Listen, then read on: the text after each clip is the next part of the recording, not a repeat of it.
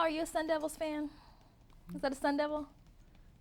Okay, I Is went it- to SC. It's so college ball? It's college ball. Mm-hmm. I'm tired. Hit my wall. Oh, you was out hanging in? No, I was up, but then I did Charlotte's Web junket earlier. So you know when you sit Oh, around and all okay. that, your energy just. So I'm ready for my nap.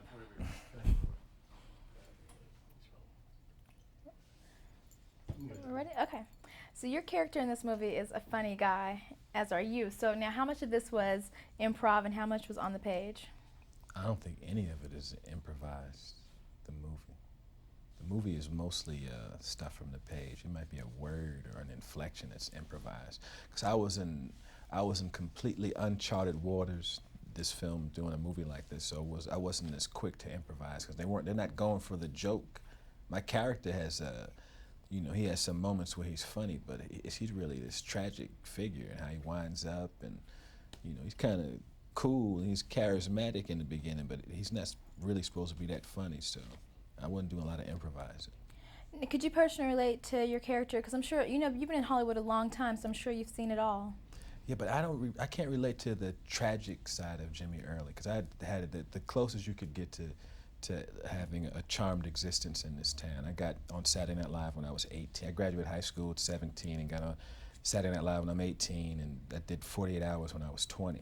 So I never had the whole, going through auditions and all that, and getting on drugs and losing it all, and the tragedy. I've been rolling since I was 18. I'm chilling, So every now and then you might have a movie that's whack and don't make some loot, but that ain't the end of the world. You just keep it rolling. So I never really had no real tragedy. So Jimmy Early, I couldn't relate to him there. I can relate to him, the whole idea of him faking his way to the top, like that idea, because I think every artist feels, in the back of your mind, it's like you kind of like, they're believing this, they're buying this shit. You kind of feel like, at any moment they're gonna, pull the covers off you. Like, he's not an artist, So I can relate to that, the feeling of faking my way through something. Now, it's been a long time since we heard you sing, and you were singing your way through Dreamgirls, so did you have to kind of warm up the vocal cords, or was No, it like... I never stopped singing. I still around my house, I have my little equipment, and I still record stuff. I just stopped putting music out because it looks so strange when actors sing, and that look where you kind of looking at this is wrong. Why are they singing? I stopped. I'd seen myself look like that, and it was like, I don't want to look like that, but I love making music, so how about I just do this behind the scenes, and so I never stopped doing it. All right, my time is up. Oh, that's it. Thank you. So I was just interviewing George Clooney, and I told him I was coming to Dreamgirls, and he goes, I heard Jennifer Hudson is incredible. Oh my God. So when you're getting Oscar winners and everybody buzzing about you, how do you deal with this? Dude, I don't know. I have to take it in one surprise at a time. It's so much to take in. It's everywhere you turn, it's surprise after surprise, or stuff like everywhere. So I have to take it just bit by bit. Could you personally relate with Effie? Like American Idol, you were cast off way too soon, and then you made this great comeback. So could you personally relate? Yeah, through my experience of American Idol, you just said it. And Effie's journey, I think, is quite similar and parallel. And what did you do to get this role? Because I'm sure people had their little claws in this role, but you got it. I don't really know exactly what it is I did so different. But like I said, I would always walk in and think in my head, Effie is here. Effie's here. That's the only thing I can recall. I don't know if they saw that through me. And my director said recently that I was the only one that got chills from. He's like, that's the only one that really moved me. And I was like, wow, I didn't know. Did you live and breathe this character? Yes. I felt as if I was another person for 6 whole months in preparing. I've never done anything to prepare the way I did for this. And so I gave it every bit of my all, every step of the way. Now, acting opposite Oscar winner Jamie Foxx, what does he bring to the table for you? Jamie just brings it all, and also he has such a beautiful presence and spirit, and he was so helpful and amazing to watch and just learn from them. It was awesome. Okay, so you've got Eddie Murphy, you, Beyonce. Who was the biggest diva on set? I need you to dish. Diva? We didn't have any divas. I guess Effie was the biggest diva. Not me, but Effie, you know? But everybody was so cool. It really was a great environment. It honestly was. And what about Oscar? Everybody's saying, oh, nomination for Best Supporting Actress. So I'm banking my soundbite early. Okay, what's your thoughts on this? God, I don't know. I'm still in awe of the moment of this being my first premiere. I'm more like, wow, tomorrow. Like I say, I have to take it bit by bit, and if I get the opportunity, the amazing opportunity to be a part of that, then I'll just have to cross that bridge when I get to it. What is it about the Dreamgirls story? I mean, it was on Broadway like 20 years ago, and here we are today, and it still resonates with people. So what do you think it is about this story? Because it's so true. The story is very true to reality, and of course it talks about some history makers like the Supremes. They made history, and the music is it's beautiful for one, and it has. I mean, come on. Look at the originators, the original Dreams. They left an unbelievable mark that made you want to relive it all over again. All right, Jennifer. I'll see you tomorrow night. All right. Thank you. Thank you. Thanks, everyone. Okay. You guys good? Sweet. That was quick. Okay. So I think when people see Dina, they automatically assume, oh, this is perfect for Beyonce. She's a singer as well. So for you, was it a really challenging role? It was, because Dina is so different from me. For the first time, was able to play a character that had range and that completely transformed. You know, she starts out so plain and naive and young, and she butterflies into this diva that is like a tortured soul and is, you know, lonely really, even though she's dressed up and there's pain behind her eyes. So I had to do a lot of work to make sure, you know, I transformed, and I lost 20 pounds, and I did a lot of work with my acting coach for 6 months. And the hardest thing for me was not holding back vocally. I knew that I would have to do that. It was written in the script. Or even not wearing the makeup in the beginning, the thick eyebrows. It was controlling my actions, because, you know, Laurel was so funny and so cute and charming and bubbly, and Effie was so over the top, and she was a diva and very strong. And Dina was so controlled and focused. And you know, even when someone said something really powerful to her, she responded everything was so subtle. And that was really difficult because I didn't have a lot of lines. I had to do a lot with my face in a really subtle way, which took a lot of work. Could you at all personally relate? Because you just said Dina's a very subtle person. And I would think, being in your position, oftentimes you're asked stuff and you probably have to hold back. Like, you can't give what you really want to say, maybe, or whatever. I guess so, but we were two different people, especially on the stage, because, you know, I asked the director and the producer to come see my practice with Destiny's Child. We were doing our last tour, and we were rehearsing, and it scared them because I'm far from subtle on the stage, and vocally I'm not subtle, and it's nothing really about me that is. So it was they were scared that I couldn't. It wasn't believable for me to be young Dina, and I had to do a screen test and show them that, you know, that is closer to my personality and reality. That's my final question. Working against Oscar winner Jamie Foxx, what did he teach you, or did he bring, what did he bring to the table? He was like a big brother to all of us. He was just a good person and so sweet, and would say anything to break the ice and keep everyone laughing on the set.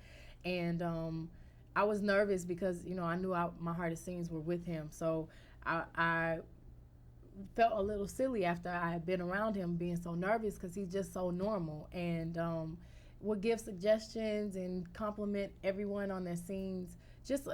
I couldn't have asked for a better person to do my scenes with. Also, you know, when I needed to be more angry, he would ad-lib and say crazy things to me to get me more worked up, and he just was very supportive.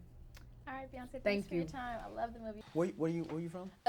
Well, New York, but Associated Press. Okay. Yeah. What about you? You're here? No, I live in LA. That's where I'm from. Yeah. LA's good. I miss it. Okay. Yeah, I'm ready. Go. All right. So, who knew you could sing? For you, was this the perfect role? Yeah, absolutely. This is a dream come true. You know, I got a chance to do both at the same time on a big stage with really big artists. and it was a great experience. Jennifer Hudson, I mean, you were incredible, and Jennifer was incredible as well. So just talk to me about working opposite her and, with the two of you. It was a great experience because we both kind of came in on the same page, being kind of the new kids in this big, high-profile type of arena. And we had a lot of young energy, and we really connected on a grassroots level, and it was kind of an innate sensibility between both of us. We kind of felt like we knew each other before we started. And I was just really proud of her performance, and I think we had a really, really good chemistry together. Now, you have a lot of scenes with Jamie Foxx also. So here you are with this Oscar winner. He's been in the game a while. Did he teach you anything?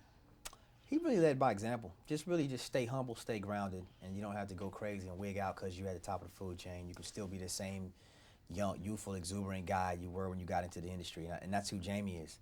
And I just really admired that. He was just a really down-to-earth brother. Now, this play was on Broadway like 20-something years ago. What is it about Dreamgirls, the story that's stuck with us this whole time? Well, I think the storyline itself, the objective about family and what really matters and the journey of life, and sometimes you get sidetracked, I think that's an overall theme that will never get old. I mean, for every generation, everybody can identify with that, the ups and downs of relationships and sacrifice and what it takes to get somewhere you're trying to go. So I think Dreamgirls is just like the model for that whole moral of the story. What do you make of like early Oscar buzz? It's buzz. I like it. I'm glad they're buzzing about it. I try not to read into it too much. But it's good to have your name on a project that's got Oscar buzz on it. It's a good thing. How intense was the set? Because I hear everybody was so focused. Beyonce said, "Oh, I had to lose weight. I do this, that, and the third." And I know you were ready. So yeah, I mean, it was intense, but it wasn't really real uptight. I mean, we performers, we stayed, but everybody was excited about doing their work and putting it down and telling their part of the story. So it was an assumed intensity that everybody had. So you didn't really feel like a shift in the environment. Everybody was pretty on even keel. I mean, everybody was just really amped and hyped about getting in and making this happen. And your singing numbers, I mean, you've got some incredible things going here. So just talk to me about preparing for your big numbers. I mean, I sing every day. I'm a songwriter. I've been singing a long time. So the singing part was kind of a reflex.